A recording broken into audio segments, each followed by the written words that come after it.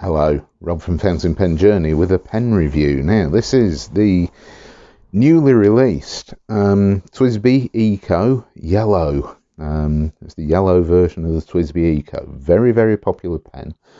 I have already done a review of the TWSBI Eco many months ago. In fact, it's probably more like 2 years ago now. So I'll stick a link to that down in the description, but consider this to be a updated refreshed version of the TWSBI Eco review.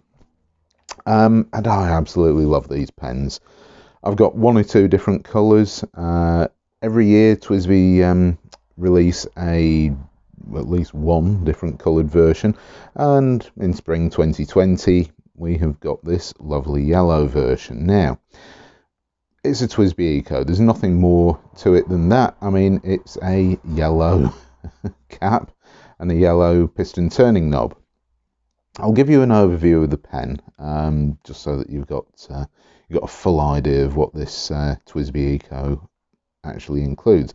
It comes in a box with what is an absolutely minuscule bottle of very thin, very low viscosity silicone grease, which is an absolute nightmare to get out of the bottle, so I just use my big old tube of thicker, more viscous silicone grease if I need to do anything with these pens.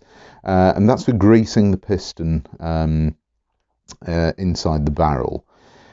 It also comes with instructions, and there is a tool for taking the pen apart so that you can clean it out thoroughly, which is really useful, because this is a piston filler, and without the tool and various other things it would be inaccessible and difficult to clean. I mean, you can do it just by using pen flush, which is what I do, because these things generally don't need taking apart very often. So, box, hard decent box, pen inside with the grease and the tool.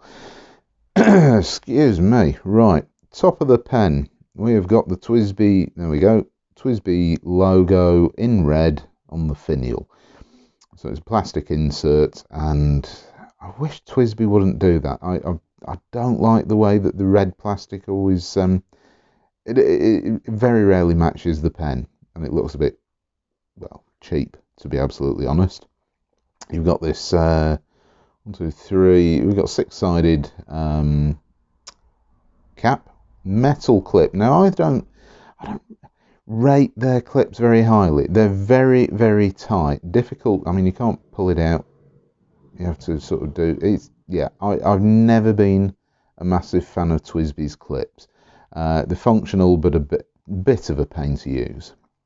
Cap band, laser engraved, or TWSBI Eco, nothing else really to say about that.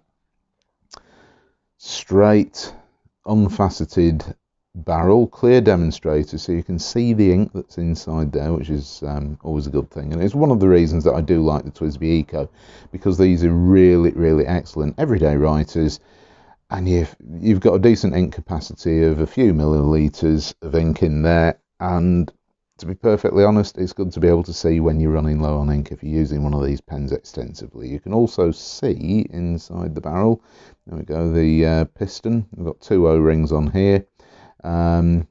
Piston turning mechanism and all the rest of it. The piston turning knob is up here, nothing at the end. There is a slight recess, mirrors the same 6-sided faceted design. Uncapping the pen, screw cap 1, just about, right, let's just double check this. It's just over 1 turn to get it off, which is, in my view, absolutely fine. There's not a lot going on inside the cap itself. It's sealed, and I never ever have a problem with TWSBI Ecos drying out when not used for any length of time. Steel nib. The steel nib is good, usually. I'll talk about that in a moment. This is a medium steel nib. TWSBI nib. There is a black, focus is going all crazy, right, there we go, black finned plastic feed beneath the nib. Section is rounded, you know, cylindrical, nothing really to it. There are some, where it flares out at the base of the section, there are some facets which I suppose in some way, if you were really holding this pen right down at the nib, you would feel those, and they may even guide you to leave the nib in the correct orientation for writing.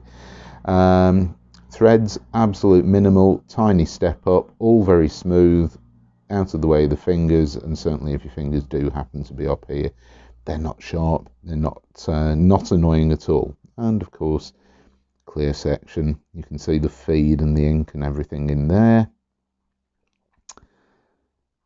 Barrel, yeah, it's all there, the ink.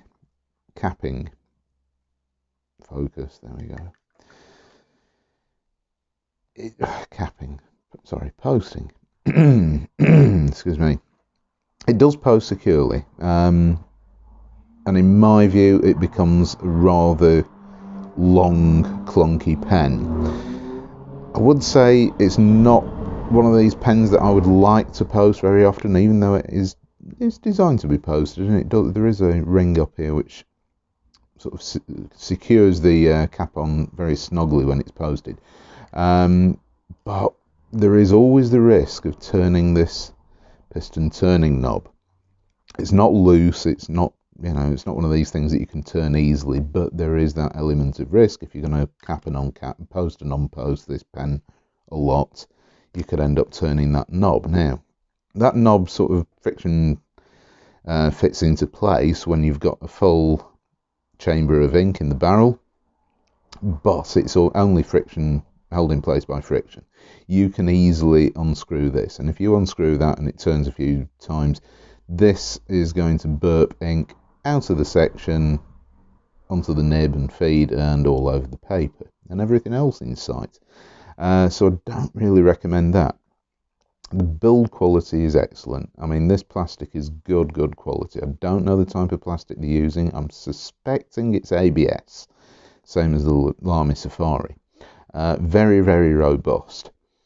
What I believe is acrylic, which is for the section and the barrel and all the rest of it. In my personal opinion, I have never had a TWSBI Eco crack. Some people have. But rather than bemoan the fact that they're TWSBI Eco cracks, if you get in touch with TWSBI, they will replace your various broken components, usually very easily without any questions. So there were some design errors in the early manufacturing of these pens, and I think it did end up putting a few people off.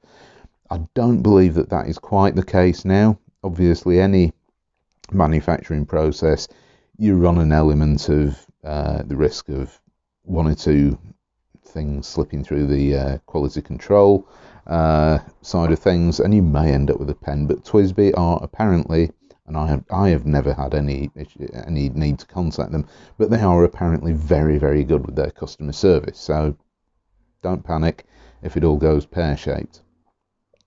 So nice pen, very colourful, very spring-like, just what we need at this time of the year.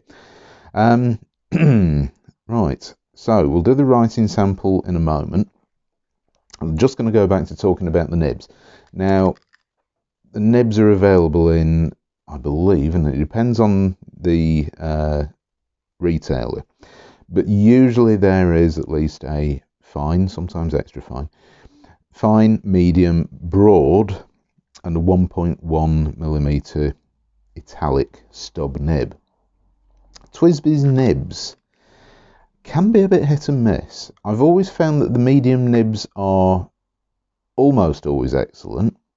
Sometimes they do need a little bit of tuning. I did have one which skipped a little bit because it was just wasn't 100%, so I had to work on that. And then also I chose the right ink, which had a big impact on how that pen wrote.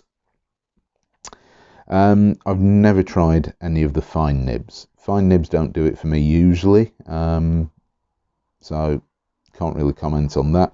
Broad nibs are very, very broad, well, very, very wet, juicy nibs, reasonable in the actual line width, and yeah, they're usually quite good. The 1.1mm stub nibs, Some of them are a little bit scratchy. I know they're Italic nibs, so you do run that risk, but some of them have been absolutely lovely and smooth, whatever angle you use them at, and some have been a bit of a nightmare. But they all write really well. So it's sometimes just a case of tiny bit of smoothing on some 12,000 grit micro mesh, and it sorts out the problem easily. So let's do the writing sample. I shall, of course, use my Rhodia pad that is my standard for writing with these in the reviews. So this is the TWSBI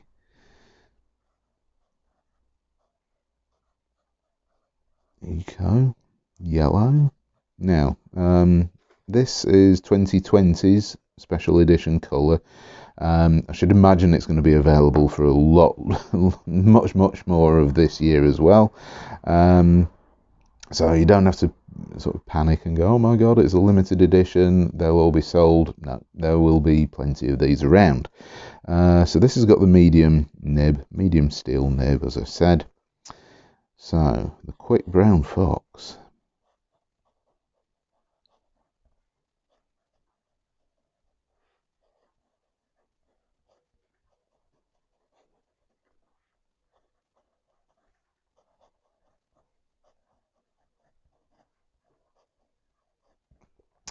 There is feedback. It is not the smoothest of smooth nibs. I have had some of these medium nibs in these TWSBI Ecos and other TWSBI pens which have been smoother, but this is absolutely perfectly acceptable. It's just a touch of feedback.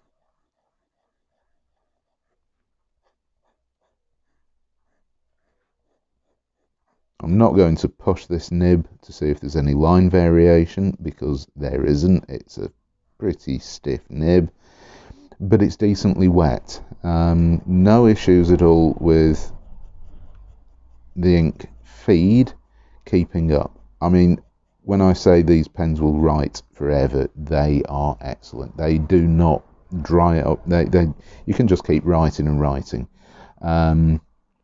They really do a great job with the nibs and feeds in these pens. They just work. They're great. So if you want an everyday writer, affordable, good quality piston fillet, TWSBI Eco is often the best choice that I can think of, especially for the price. Available in a wide range of colours. So yeah, a lot to like about this pen. The ink, I'll just talk about the ink because this is one of my new favourite inks. I absolutely love it.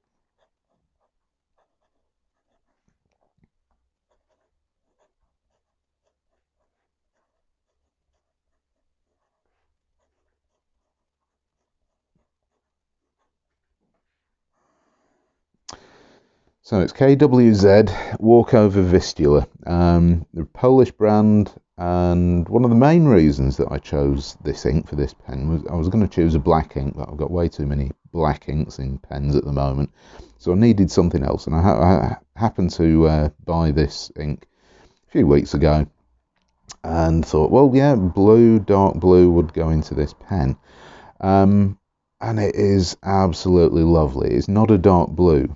It's difficult to say. It's almost like a very dark green teal, but there is an awful lot of blue in there as well.